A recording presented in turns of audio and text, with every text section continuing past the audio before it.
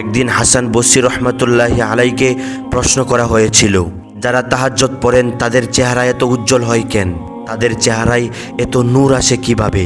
তিনি জবাব দিলেন, তারা আল্লাহর সাথে একাকী ইবাদত সময় পার করেন, তাই আল্লাহ তাআলা তার নিজের চেহারার নূর থেকে তাদের চেহারায় নূর ঢেলে দেন।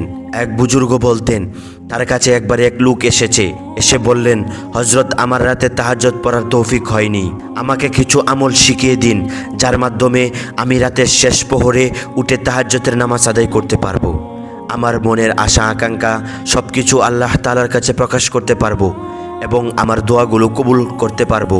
ওই বুজুর্গ তিনি খুব সহজেই জবাব দিলেন আর বললেন, হে বন্ধু, তুমি দিনের আমলগুলো সামলাও, আল্লাহ তাআলা তোমাকে রাতের আমলগুলো করার তৌফিক দিবেন।